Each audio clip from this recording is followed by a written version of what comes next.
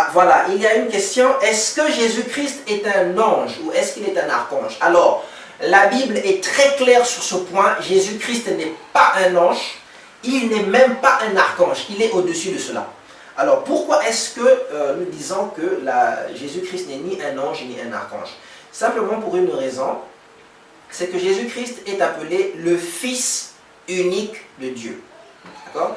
Jésus-Christ est le Fils unique de Dieu. La première épître aux Hébreux nous dit ceci, c'est que Dieu n'a jamais dit à un ange, tu es mon fils. Ça c'est dans la version, parole de vie. Dans la version Louis II, il nous est dit, en français un peu plus compliqué, car auquel des anges Dieu a-t-il jamais dit, tu es mon fils et je t'ai engendré aujourd'hui. Donc, Dieu n'a jamais dit à un ange, tu es mon fils.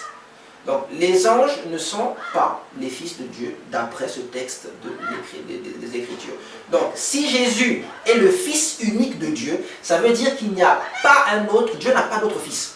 Il n'y a que Jésus qui est le Fils unique de Dieu, le Fils engendré de Dieu. Donc, vous ne pouvez, dès le moment où vous dites que Jésus est un ange, Jésus n'est plus unique, donc ça veut dire que l'évangile a un problème. Donc, pour que l'évangile soit vrai, et pour que Jésus-Christ reste le Fils unique de Dieu, le seul engendré, il faut donc que Jésus ne soit pas un ange. Alors, est-ce que Jésus est un archange? Non, Jésus n'est pas un archange, parce qu'il faut qu'il soit unique.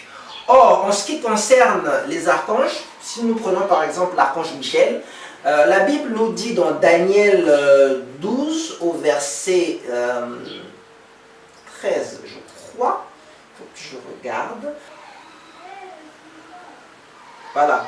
Dans Daniel 10 au verset 13, on nous dit, le chef du royaume de Perse m'a résisté 21 jours, mais voici Michael, ou Michel, l'un des principaux chefs. Donc Michel n'est que l'un des principaux chefs. Si Michel n'est que l'un des principaux chefs, ça veut dire qu'il n'est pas unique. Ça veut dire qu'il y a d'autres chefs comme lui. Donc ça ne peut pas être Jésus-Christ. Michel n'est pas Jésus-Christ. Donc tous ceux qui enseignent que Jésus-Christ c'est l'archange Michel, ceux-là ne connaissent pas ce texte-là. C'est un enseignement qui est non biblique. Jésus-Christ doit être le Fils unique de Dieu. Donc Dieu n'a qu'un seul Fils, unique, particulier, c'est Jésus-Christ. Donc même les anges, ni les archanges ne sont des fils de Dieu. C'est la raison même pour laquelle, lorsque les hommes sont sauvés, les hommes ont dit qu'ils sont sauvés par l'adoption. Nous devenons fils adoptifs de Dieu parce que Dieu n'a qu'un seul Fils. Alors, donc, je pense que ça c'est clair. Donc, dès le moment où vous commencez à dire que les anges sont des fils de Dieu, vous êtes en dehors de l'enseignement des Écritures. Les anges ne sont pas des fils de Dieu. La Bible est très claire sur ça.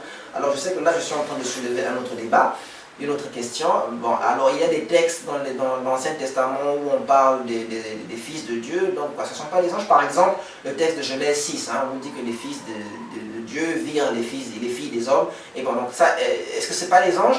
Effectivement, je confirme, ce ne sont pas les anges. Mais je ferai une vidéo où nous allons prendre le temps d'expliquer ça. Parce que ceux qui soutiennent que les fils de Dieu peuvent être les anges ne se rendent pas compte qu'en enseignant cela, ils contredisent clairement l'évangile qui dit que Jésus-Christ est le Fils unique de Dieu et que Dieu n'a jamais dit à un ange tu es mon fils. Donc, ou la Bible se contredit ou elle ne se contredit pas. C'est clair, si les anges ne sont pas des fils de Dieu, donc ça veut dire, si Dieu n'a jamais dit à des anges vous êtes mes fils, ça veut dire que même dans l'Ancien Testament, tous les passages où nous voyons les fils de Dieu apparaître, il ne peut pas s'agir des anges. Bon, mais il y a des explications de tous ces textes. Nous ferons une vidéo où nous expliquerons tout cela et vous verrez que ça colle parfaitement avec l'enseignement de l'Évangile et qu'il n'y a absolument pas de contradiction.